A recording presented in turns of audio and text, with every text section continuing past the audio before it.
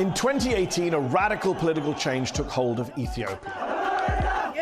A popular uprising ended nearly 3 decades of rule dominated by the Tigrayan People's Liberation Front, the TPLF, and brought to power a promising new Prime Minister, Abiy Ahmed. Hailed for ending hostilities with neighboring Eritrea, Abiy won the Nobel Peace Prize and raised hopes for national unity. But soon, his government was embroiled in a brutal civil war with the TPLF in the northern region of Tigray, leaving hundreds of thousands dead and millions displaced.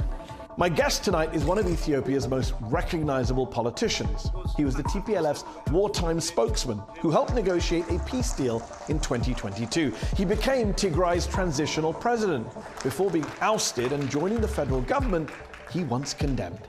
Now he serves as Abiy's advisor for East African affairs, as a faltering peace deal fuels renewed hostilities and the threat of a wider conflict. I'm Mehdi Hassan, and tonight I go head-to-head with Getachew Reda on his new alliance with former arch-nemesis Abiy Ahmed, and whether Ethiopia and Eritrea are on the brink of another war. Tonight, I'll also be joined by our panel of experts. Sedale Lemma, journalist and editor of the Addis Standard newspaper, Kjetil Tronvoll, professor of peace and conflict studies at Oslo New University College, and Bisrat Lemessa, founder of the think tank Nexus Forum for Research and Dialogue.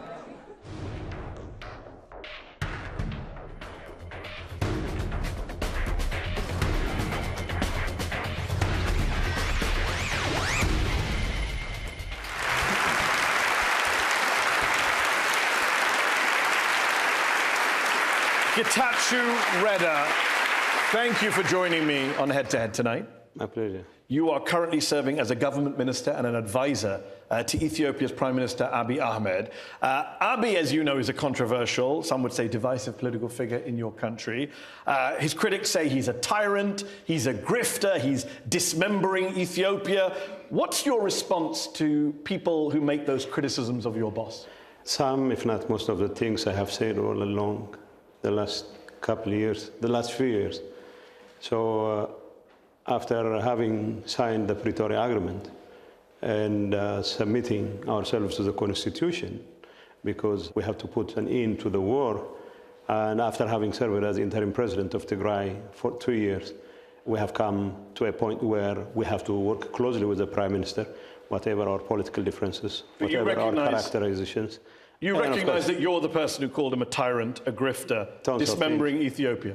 And more, yeah. And more. You did go more. Yeah. You actually accused him of committing the crime of crimes, genocide, against your people, against the Tigrayans during the recent civil war. According to you, Abiy's forces even tried to assassinate you via drone strike, and they abducted and detained your sister. How does your sister feel about you working with the people who abducted her? Must make for an awkward family dinner. My sister would feel the pain of having to go through the kinds of problems she had to face. But I think it would be fair to say that my sister is going to feel relieved that the kinds of sufferings she had to go through, people would not have to go through anymore. You fell out with your old party, the Tigrayan People's Liberation Front, the TPLF. They ousted you. And then you went and joined Abiy Ahmed. You didn't have to join the other side. You could have just said, you know what, I'm done with all of you. Yeah, one of the things I knew I had to do was to make sure that my erstwhile friends, my comrades, who for one reason or another, of course that would include myself too, led to the kinds of suffering the people of Tigray had to suffer because of their failure in leadership, should not be allowed to continue to enjoy the kind of totalitarian control over the people of Tigray. So as long as there was a possibility, indeed a likelihood of working closely with the federal government, not to spite the people of Tigray, but to protect the interests of the people of Tigray. But you're working with the federal government, hold on Getachew, you're working with the federal government that you spent years calling war criminals. You said Abiy Ahmed, and I'm quoting you, perfected genocide into an art form. Do you stand by those genocide accusations, or have you walked them back now that you work with? Whatever the superlatives there, I know all kinds of crimes were committed in Tigray. Did Abiy Ahmed carry out a genocide? I will tell you this, as a lawyer, yeah. I cannot say who did this and that, but the crime was committed in Tigray. You're a lawyer? Yeah. Were you not a lawyer in 2021 when you said Abiy Ahmed has carried out a genocidal campaign? Yeah, I was Were a you lawyer. not a lawyer when you said Abiy committed genocide on the people of Tigray? I was a lawyer, and I was in the heat of a conflict that was claiming the lives of hundreds of thousands of people. So was it a genocide or not? I believe genocide has been committed in Tigray. By Abiy Ahmed? Well, I have to be responsible for my words now. So you weren't responsible And I before? am ready to stand by my position that genocide has been committed. I'm confused. Just to clarify for the audience watching, you still believe it was a genocide, Yes. but you're not willing to say he did the genocide? Yes. It was a genocide that just happened by itself? No, there were so many actors involved. Okay. So what I'm saying is... Was he one of them? Well, the war on Tigray was led by Prime Minister Abiy Ahmed himself. So he led the genocide? I mean, we don't have to be that specific. We do. He led the war. That's why we invited you here, to find out your views. He led the war. He led the war. So I will give him the opportunity genocide. to defend himself in public, in court. Okay. What I'm saying is all kinds of crimes. You mentioned... Crimes, ethnic cleansing, genocide were committed. So you're right, there were well-documented war crimes committed by the federal government, by Eritrean troops, Yes. by Amhara militias. But human rights organizations in the United Nations also documented massacres of hundreds of people, including civilians, by Tigrayan forces, by your side. At the time, you labeled those claims, quote, a figment of someone's imagination. You called it a staged drama. Can you now admit that you were lying at the time to cover up war crimes I wasn't lying. by your forces? I was making a statement defending our decisions that there was no systematic attack against civilians by the Tigrayan forces, but to the extent that there were incidents, we were ready to hold ourselves accountable to any international tribunal. So when I say... You said at the time, these are just a figment of someone's imagination. There was no such thing as our forces going in every house and targeting civilians. They fought and our forces fought back. That sounds like a denial of war crimes. You know, in the benefit of hindsight, I can see cases here and there where civilians were targeted. Here and there? Yes. One man said he counted 55 corpses as he escaped from his town in northern Ethiopia. He stepped over bodies scattered in the streets. Another asserted he was rounded up with 20 men who were shot in front of him. Yet others claimed Tigrayan forces went door to door, killing men and teenage boys. That happened on your watch. Well, to say that it happened under my watch, under circumstances, would be a bit of a stretch. But when I say that no decision, such a decision was made against civilians, I still stand by it because there was no decision to target civilians. But as long as there were off-grid officers here and there who have targeted civilians, I'd be more than glad to assume my fair share of responsibility. To be fair, you recently exposed an internal TPLF investigation that accuses 231 of your former leaders and affiliates of crimes, including human trafficking, abductions, gold and weapons smuggling. But you waited to reveal it. Honestly... How do we know you weren't involved in these crimes? Honestly, I wasn't involved in the crimes because... Well, you exposed them. Because I wasn't. But I knew... That's not really a good defense. I wasn't involved in the crimes because I wasn't. After having spent months as president of the interim administration, it came to my knowledge that these kinds of activities were quite mundane. But you didn't reveal it. You waited till this year. Because I didn't reveal it because we believed in the TPLF that maintaining a modicum of unity was far more important than addressing our internal problems. And that... I mean, human trafficking is not an internal problem. It's a major crime. When I first decided to bring those not just accusations, but also evidence to light, well, my responsibility was to make sure the people who were in the business of adjudicating these cases were informed. And it's not like I can go door to door and prosecute myself. But you exposed 231 people. But I did the exposing way ahead of my being ousted as interim president. But you admitted earlier this year that you lied up until now. I tolerated this. No, I tolerated. You lied. You said you lied. No, I didn't lie. I tolerated. You said earlier this year, it is enough that I lied up to now and I tolerated up to now. Those are your words. Well, are you lying about having lied? Whoever translated those things to you must have overstated their case. What would you say to someone in this audience who says, you exposed 231 people in your party for committing crimes. Conveniently, none of the 231 were you. Unfortunately for whoever was making those claims, I wasn't one of them. It's as simple as that. Okay.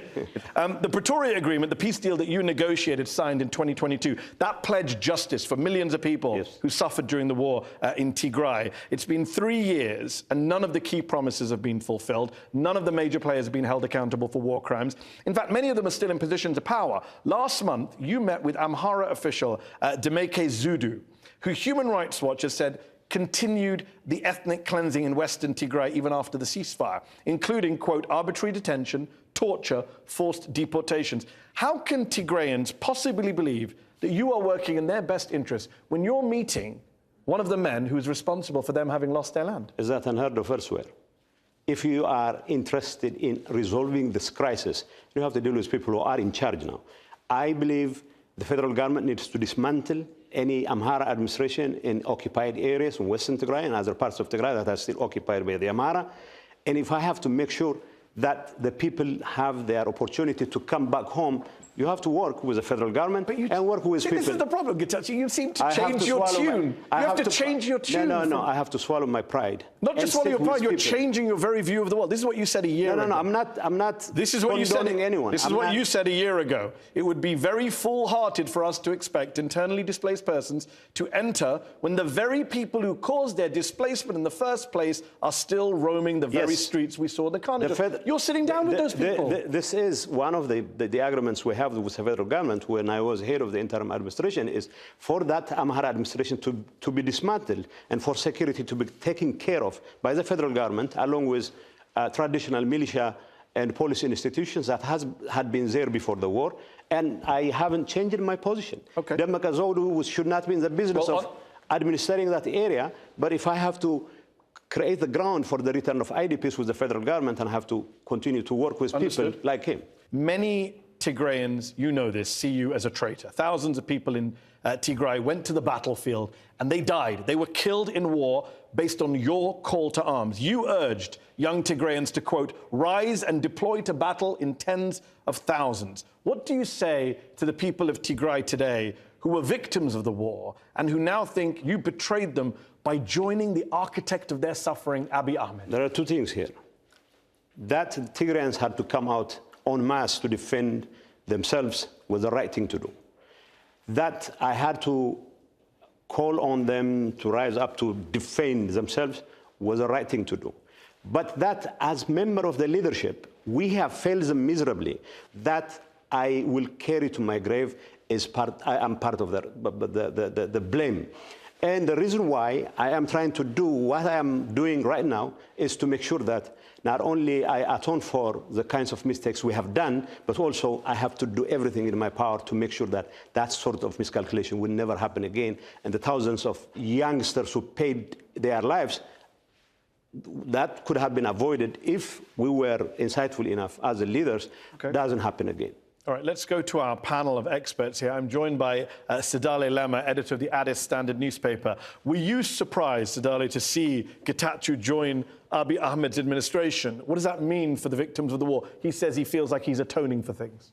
I think it's one of the greatest tragedies, Getachew. This is not just a moral collapse. This risks erasing morality altogether. You agree that a genocide took place. And it's not just a figment of imagination. You mentioned about, I would call it pragmatism or working from within to solve this problem. And I think your supporters also say the same thing. What have you done so far? Have the people of Tigray been compensated, redress, justice? Have the federal government tried to incorporate, after you even came to it, incorporate Tigray into the federation? The answer is no. Okay. Is there any justice to the victims? The answer is no. Bisrat Lamessa is an independent researcher, runs the think tank Nexus Forum for Research and Dialogue. Do you agree with Sidale's point that he may have joined the government, he may be trying to do good, but where are the results? What did you make when you heard the big news that he had come and joined Abiy Ahmed? I don't agree with Sidale, unfortunately. Well, one thing, it hasn't been designated as a genocide. This is a very sensitive concept that we shouldn't casually throw around. But when it comes to Getachew, I believe this is a very pragmatic move that has positive dividends at multiple levels. This is not a simple alliance between two individuals. people are rejecting TPLF's 50-year autocratic monopoly over the people's political, civil, and economic lives. They want a new political dispensation which is democratic, inclusive, open, and diverse. And I believe such a move is an ideal opportunity to create an alternative space that will enable Tigray to renew itself from within. So this makes the case for why you should be in there. Deal with Sadale's point that what have you actually achieved being in government? What justice have you got? I'll have to first respond to what Sadale. I mean, you know, I'm not here to pontificate about moral. I'm one of those leaders who should be blamed for anything and everything that has gone wrong. But I also know that I'm one of the leaders who realized that going ahead with the kind of destructive approach we've been following is not going to be in the best interest of the people of Tigray. What have you achieved by making this big step? Oh, you mean since joining? I had long since joined Abiy Ahmed. I was the interim president appointed by Abiy Ahmed. And why is it that all of a sudden now I was ousted from Tigray, as it were, and then I come to Addis and I have to deal with Tigray issues. I still have to protect the best interest of the people of Tigray in any way I can. And then I have the opportunity to work with the Prime Minister, not as a policymaker, but as an advisor who would give his 5 cents. Let's bring in Shetil Tronvel, is a professor of peace and conflict studies at Oslo New University College. He specializes in Ethiopian and Eritrean affairs. Getachew says he wants accountability and justice for Tigray and the victims of the civil war. Is the federal government that he's part of, that he's a minister in, is it working towards that aim? Is it doing enough? Well, we don't have any evidence for that as of now. They have put in place a so-called transitional justice mechanism to address the mass atrocities taking place in Tigray during the war. But that framework of so-called transitional justice is more aimed at not disclosing and not placing accountability on individuals, but diverting attention to other aspects of Ethiopia's long troubled history of human rights abuse. So as of today, we have no evidence whatsoever that the government is providing accountability for the mass atrocities. No evidence whatsoever. That's pretty damning. I agree with Shetil. Nothing of the sort has happened. Well, the Defense Ministry has taken measures against some off-grade low-level officials. And as long as I am able to convince or try to impress on the powers that be in Addis Ababa that none of the adventures 5 years ago are going to pay dividends, and then I will use that opportunity. In 2019, Prime Minister Abiy Ahmed won the Nobel Peace Prize for ending decades of hostilities with neighboring Eritrea. Abiy then partnered with Eritrea to fight against Tigray in the civil war. Today, however, there are rumblings of a possible new conflict between these two countries. There are reports of Ethiopian tanks and artilleries moving towards the border. Both governments are accusing each other of trying to provoke a conflict. Is Ethiopia on the precipice of another war with Eritrea?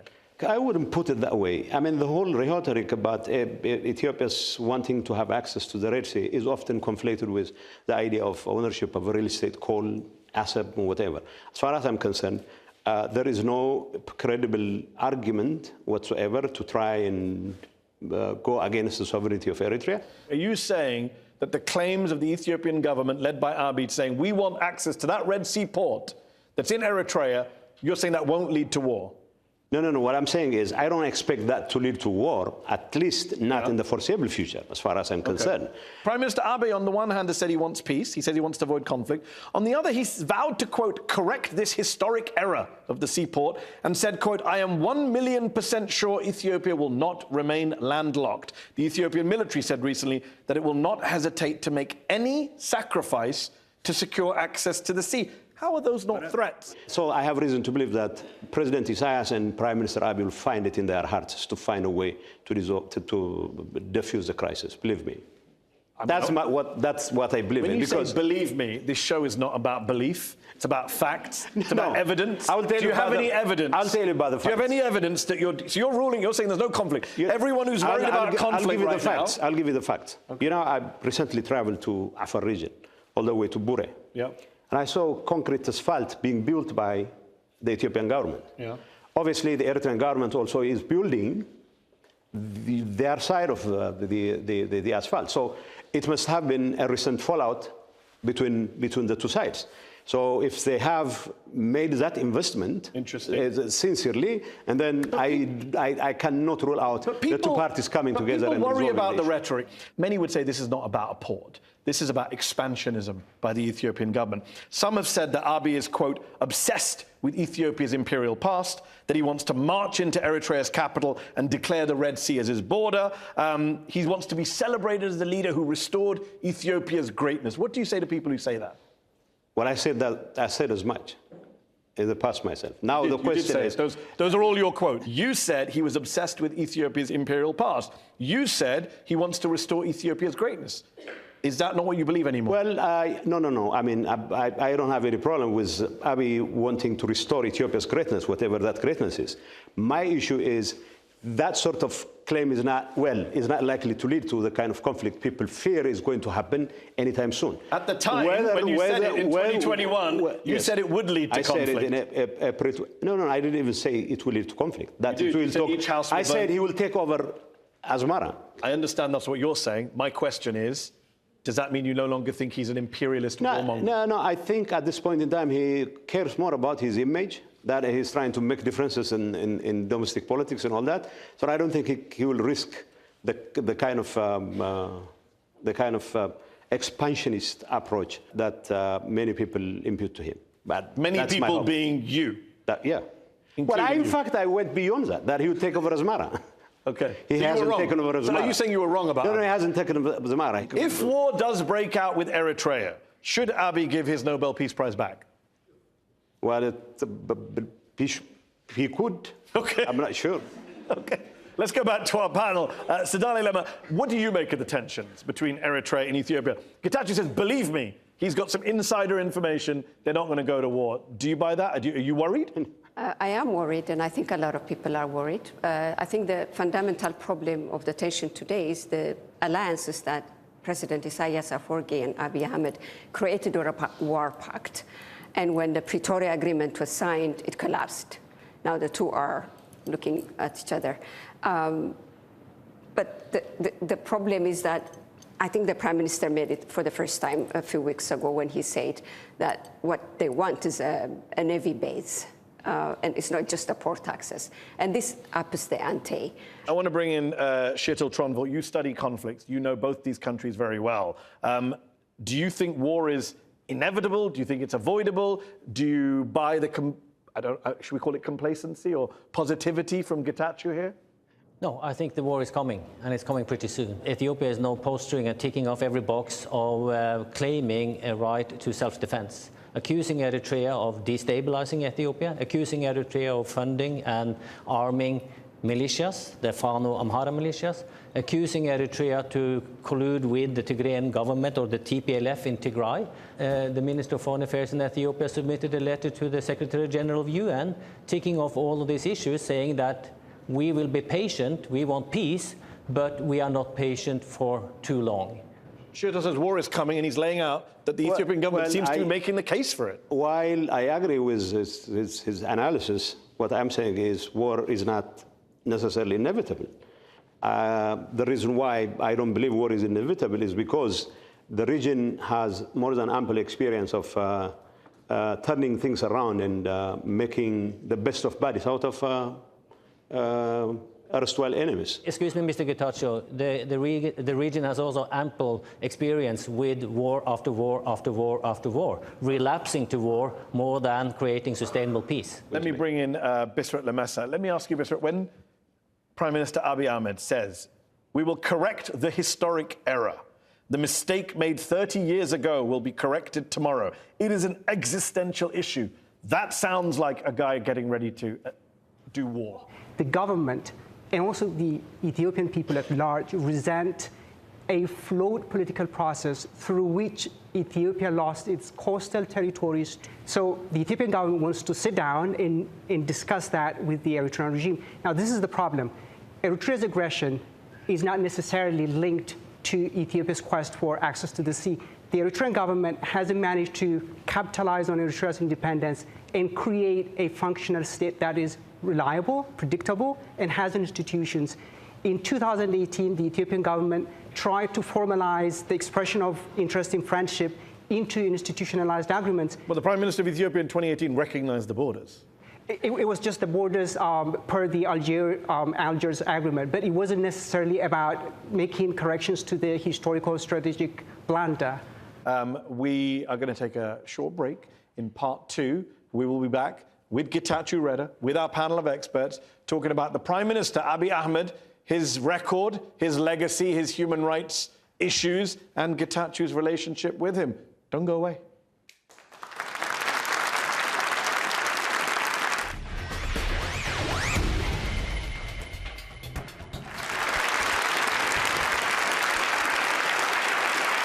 Welcome back to Head on Al Jazeera. My guest tonight is government minister and an advisor to Ethiopian Prime Minister Abiy Ahmed, Getachew Reda. Getachew, in part 1, we talked about the prospects for war. We talked about your own record in terms of moving over from the TPLF to the current government. Let's talk about the current government. Let's talk about Prime Minister Abiy Ahmed, a man who at first was heralded as a reformer. He got a peace prize. He was seen as a fresh leader after decades of oppressive TPLF-dominated rule, your former party. Today, though, under his rule, we're witnessing an erosion of human rights, government clashes with militia groups in Amhara, Oromia, the ongoing killing of civilians, the jailing of journalists and opposition figures. Ethiopia's economy is struggling, poverty is on the rise. Now, as you said in part 1, you support the Prime Minister in terms of trying to end conflict, especially abroad. But surely on the domestic front, you could agree that it's not going so well for Abiy Ahmed on the domestic front. Bulldozing your way out of every crisis is not going to work.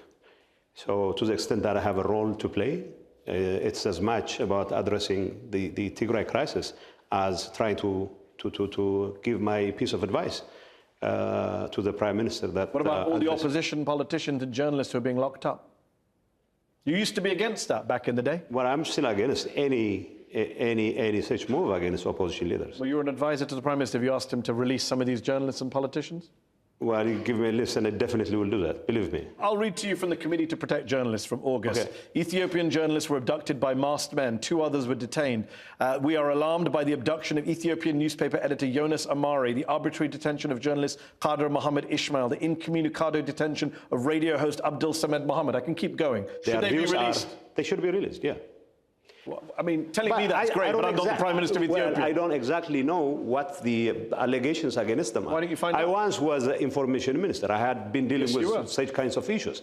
And I don't believe that detaining journalists for their professional work is acceptable. What about the federal MP Christian Tadale, who was taken last year, detained? He's now very ill in prison. His family are very worried about him. He's a member of parliament. He should have his day in court. Anyone who is accused of any crime should have their day in court, and they should be treated decently. You have all these tensions in Ethiopia, and some people would say undermines Prime Minister Abiy's very grand vision for unity, which is outlined in a series of books called Medema, which means coming together. Yeah. And Medema in part advocates for ending Ethiopia's division into ethnic states and pushing for a united country. It's very idealistic, very grand. A lot of people have criticized that pan-Ethiopian ideology. Some people call it an assimilation agenda that's been the source of the problems for Ethiopia. Other people call it bullshit. Some people say Abiy has no idea what Medema is. What do you say to those critics? Well, but the only Medema book I've read is the most recent one. So I gave my assessment of what the book stands for. You called it a noble document. Did I call it a noble document? Yeah. I said it has grand ideas, and the way to put them on the ground, to implement them, would require a serious policy debate. I wasn't endorsing any policy. I was simply saying that he has a vision. Just to be clear, the people who said it was bullshit and an assimilation agenda that's the source of the problems, and who said Abiy doesn't have any clue about Medema, was, drumroll, you. Well, Medema, I mean, I'm talking about the only book I have read, and I commented on it. So why did you say in 2020 Abiy came up with Medema? He doesn't have any clue about Medema. No, he had a clue about Medema, but I didn't subscribe to what he said in the Medema back then. And but you do now? I'm not even sure. Do you still think it's bullshit? No, I probably have matured enough the last 5 years to avoid the kinds of sweeping characterizations that people make, and I once made. You're a reformed man. I wouldn't say reformed, but I have grown up. You've grown. Just to be clear, when I interviewed you in 2016 for Al Jazeera, you were a government minister, as you mentioned, spokesperson for the TPLF. For the government, for the federal government. But you were also in the TPLF. Yes. Now you're with the Abiy government, you're anti the TPLF. Next year, who knows where you'll be? People will say, how can we take you seriously? Well, you should come out, you hop. Because I will tell you this. Once what I contribute, whatever I can contribute to the betterment of the lives of the people of Tigray, if I can do whatever I can to make sure this misguided leadership, this misguided leadership doesn't end up creating the same miscalculation that landed the people of Tigray in this situation, goal. and then I'll be gone. But gone where? To another party? No, probably to academia, to writing books and all that. Believe me, I'm not interested in the corridors of power anymore. Even now, you're not interested in political power, even though you've been in politics for 20-odd years. Even now, I don't clear my words with the Prime Minister. I don't clear my words with anyone, and I do what I do, and I say it because I think it's in the best interest of the people. On that note, critics of Abiy say he has a messiah complex. He's once said that he was divinely ordained to rule, that his mother had a vision that he would be the seventh king to unite Ethiopia. An advisor of his said Abiy believes he's God anointed. Has he said that to you? Does he tell you that he's the king? No, he said it in public. He said it in Parliament, right? Did he say it to you? No, he didn't say it to me. As a matter of fact, he was a very close friend even before he got elected. But who was what a close friend? Abiy was my close friend. You hated him. You said he was a genocidal warmonger, imperialist. Yeah, but weird friends you have. That doesn't change the fact that we're friends. The fact that he's a genocidal warmonger didn't change the fact that you were friends. No. I'm stating the fact. Before the genocide, you mean you were friends? Yes. And after the genocide, you're friends. Just during the genocide, you weren't friends. We were fighting each other. We're at each other's yes, and thousands of people. No. I mean, let's not belittle the whole idea of this genocide, whatever. What I'm saying not the one belittling you. You're the one who said you used to be friends with the guy you accused of being No. He didn't tell me personally that he was a messiah or anything. Do you believe he's a messiah? He said his mother told him he would once be a king. Do you believe Abiy was chosen by God to rule Ethiopia? I don't. You don't? I don't. Have you told him that? I haven't. I don't have to tell him. I mean, you kind of do. He thinks he is, and you're his advisor. Advisors normally give advice. I don't believe God has a specific choices or whatever to lead. As long as you think you can lead the country and you prove your mettle, you can be leader. Has he proved his mettle? He has yet to prove his mettle. He's been in the office for several years. He's still yet to prove his mettle. This is my position. Okay. I'm not in the business of settling accounts on his behalf. I'm not in the business of. And if he watches this interview and he sees his advisor saying he's yet to prove his mettle and he may be guilty of genocide, do you think he'll fire you or keep you on? Honestly, I'm not. I don't really care what happens as a result of that. But I have reason to believe that saying those things in public does not necessarily lead to the kinds of consequences. But like I said, I don't care what happens. I live in a country where the leader thinks he's also a king. So let's go to our panel. Sidale Lema is editor of the Addis Standard newspaper. Abiy came to power as a reformer, self-styled. You wrote a New York Times editorial a few years ago titled, "He promised peace, then he tore the country apart."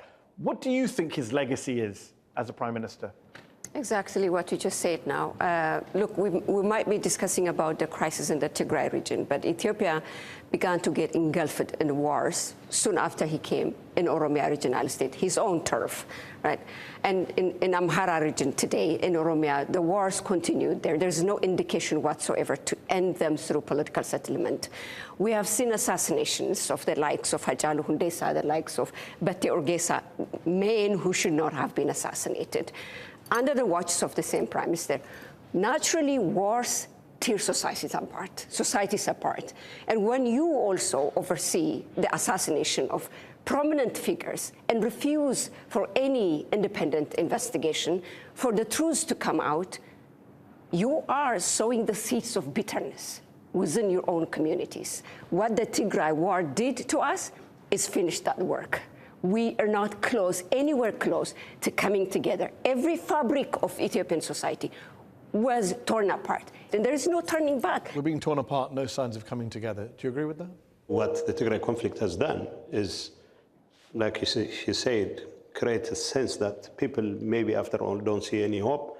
So what we have to do is to make sure that whatever chance there is to salvage a semblance of unity needs to be put together. And whatever effort I'm going to make, first and foremost, is about protecting the interests of the people of Tigray, and of course to ensure that Ethiopia doesn't continue to slide. It takes engagement with whoever is in charge, Prime Minister Abiy included, to arrest this development, not to just complain about.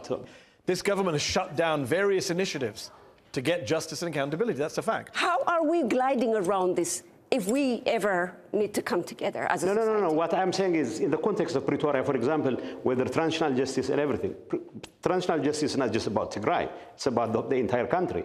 It needs to be fully implemented. That's my position. I know that the challenge, but we have to engage the federal government anyway. There are other challenges related to that. Bisrat Lemesse is an independent researcher, runs the think tank Nexus Forum for Research and Dialogue. Bisrat, what do you say to people who worry there won't be free and fair elections in Ethiopia next year, that Abiy is an autocrat? What is your response to them? Well, I don't think that's a fair assessment. Trying to put everything on Abiy as the architect of division in Ethiopia is either it's a cynical attitude or it's failing to understand Ethiopia's complex history, tensions around ethnicity, religion, ideology, and throughout its history, it's been accumulating problems after problems after problems. In 2018, the Prime Minister ascended to power because everybody, including TPLF leaders, recognized that the country was inching towards implosion, and change was necessary. But let me tell you one thing. People usually talk about the euphoria that happened in 2018, but that hid two divergent political forces. One that blamed TPLF for its monopolistic approach and sought more ethnic autonomy. They expected that from the Prime Minister. The other one said ethnic federalism is the root of all our problems, and he's supposed to shred the constitution, dismantle the structure, and bring in something new. Now, this is the Ethiopia that the Prime Minister inherited, but that is where the transitional justice framework comes in. Let's confront our past, reconcile, move on. That is where the National Dialogue Initiative comes. Let's come together and do a bottom-up approach. Let me bring in Kjetil Tronvoll, is Professor of Peace and Conflict Studies at Oslo New University College. Kjetil, there's this phrase that's now doing the rounds, mega, make Ethiopia great again. Abiy's been associated with this phrase. Some people think mega is just a way for Abiy to, push his own agenda, big up himself, self-aggrandizement. What do you make of what he's trying to do with Ethiopia? Is he trying to restore some form of greatness, bigger boundaries, bigger borders? What is his goal in your view? I think all of the above is his goal. Will he succeed? Probably not, because he's repeating the mistakes as done by earlier emperors and governments in Ethiopia. Every time a government is trying to centralize power in Ethiopia, it creates counterforces from the regional states or from the ethnic groups, call it whatever you want. And in addition to the centralization process, Abiy is also trying to impose all-embracing Ethiopian identity, using a language and a rhetoric harking back to an imperial time, which is very provocative for the gentleman sitting next to you, and that ideology from the Tigray People's Liberation Front, from the Oromo Liberation Front, and from others. So he's trying to create something which has failed 2 times before, and I think it will fail again. Is mega provocative to you? Is this idea of of subsuming ethnic identities into one pan-Ethiopian ideology, does that worry you? You used to call him imperial, as we've discussed tonight. No, that's such a project is not going to work, whether it comes from Abiy, from TPLF, or from whoever it is who promotes such agenda. It's not going to work because... You're not worried about the centralization of power that Kjetil identified? No, but I haven't abandoned any of the misgivings that I had when the centralization of power led to the kinds of conflicts. What I am saying is whatever is going to work in Ethiopia should take into account the diversity of the country. We had this assessment back in EPRDF days before Abiy came to power, that the problem was a question of striking a perfect balance between maintaining an Ethiopian nationality while at the same time maintaining the level of autonomy that ethnic groups or nations and nationalities should have. And unless you maintain that perfect balance, then any project is doomed to fail. That's my position. And that is the kind of advice I would give him anyway. Okay, let's go to our very patient audience here in the Conway Hall in London. If you have questions for Getachew, please do raise your hands and I will come to you. We'll go to the lady here at the front. Domestic accountability has never happened in modern history in Ethiopia. And there were several international initiatives that were started and then ended because of the federal government's involvement internationally. The AU is one example, the United Nations was another. And then this was replaced by the domestic mechanism that we still haven't seen any prospects from.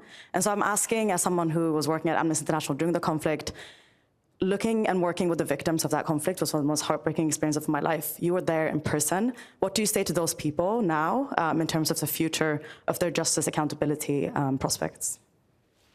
Okay. Well, I would say the very nature of the war, especially when it comes to Tigray, is such that just domestic responsibility alone would not be able to take care of the issue of justice and accountability. There were all sorts of assortment of groups that were involved in the crimes.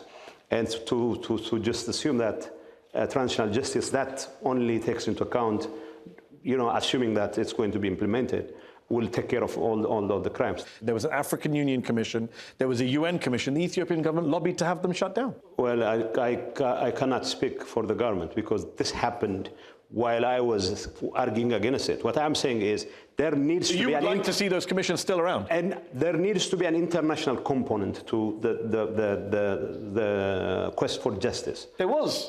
And the guy you work for lobbied to shut it down. Okay, I'm not going to cry over spilt milk. What I'm saying is, now that you don't have those institutions, we need to have an international component. So what are you calling for? What is that? Are you calling for an international tribunal, international investigation? What are you calling for? I don't have the specifics, but yeah, some kind of tribunal. Yeah, that involves, of course, the involvement of that involves international actors. Because is that your personal view or is that the government's view? That's my view. I am an advisor. I'm not a policymaker. This is the same advice I would proffer to the government.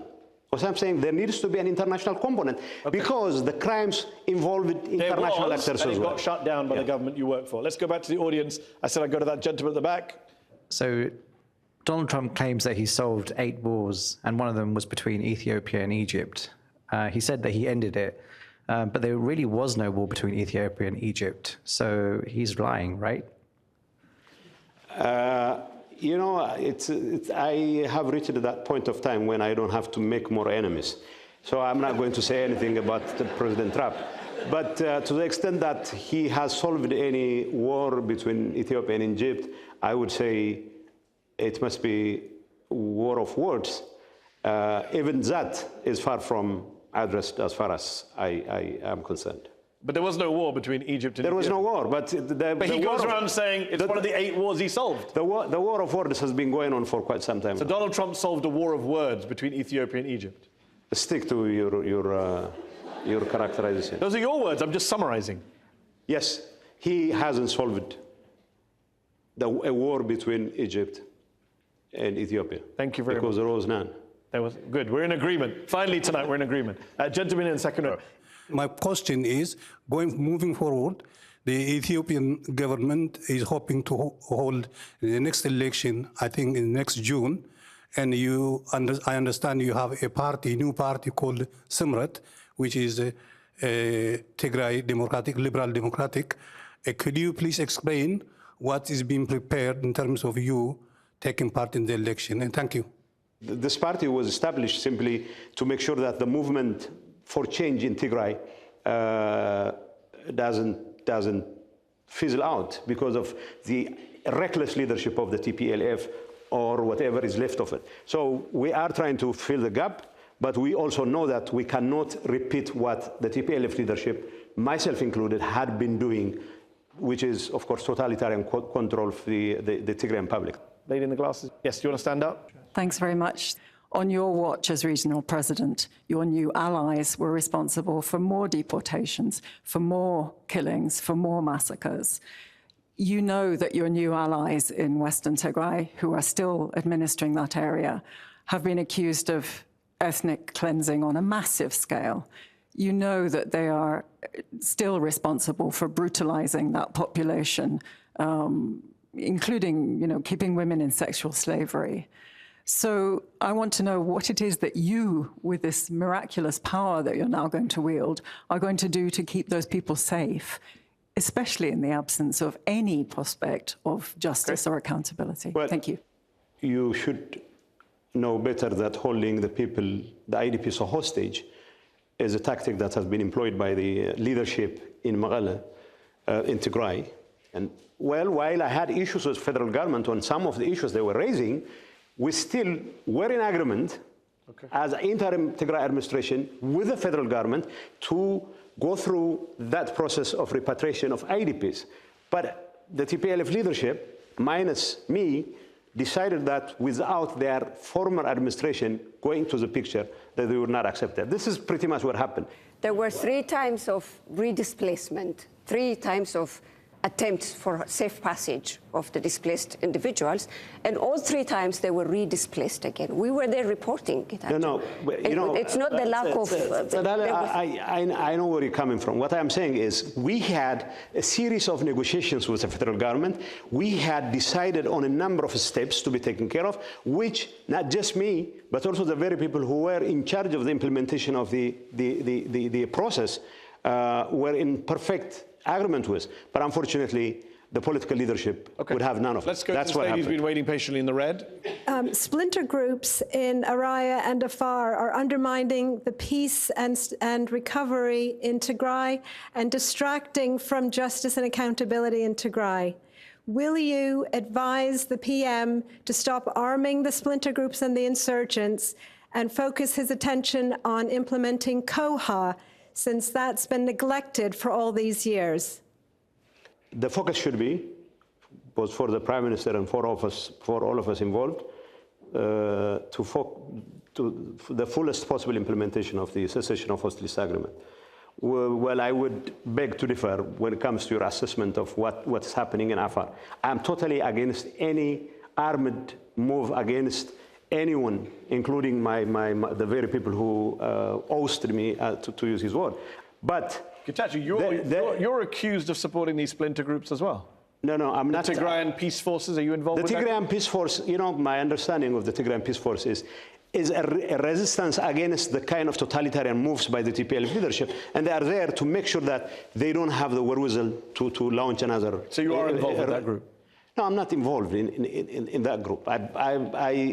Whoever does that, I would support only if they are focused on making sure that TPLF leaders are not going to be used by the Eritrean regime to further destabilize the country. Because at the end of the day, what the Eritreans are calculating is to bring the conflict into Tigray and other parts of Ethiopia, so that whatever ambitions Abiy might have, they could get away scot-free. Getachew, next year Ethiopia will hold a federal election.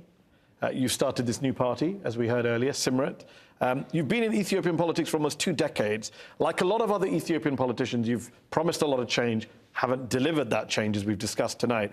Isn't the best path for peace and stability in Ethiopia, for people like yourself and Abiy, who've been around for a while, to just retire from politics and let a new, untainted generation take the reins? I can only speak for myself at this point in time. You are right about me and my colleagues to have to leave the scene and hand over to whoever is capable of understanding the situation on the ground and resolving issues without being tainted by whatever ugly past we have. Why did you just found a new political party? Let's just say I had to lend credibility, whatever support I have in Tigray, I need to lend that to the party. And rest assured, I will not be running for any specific office. On that note, I will have to say, Getachew Reda, thank you so much for joining us on Head to Head tonight. Thank you to our panel of experts here, and thanks all to our audience here in London's Conway Hall. You've been watching Head to Head on Al Jazeera English. Join us again for another show very soon. Good night.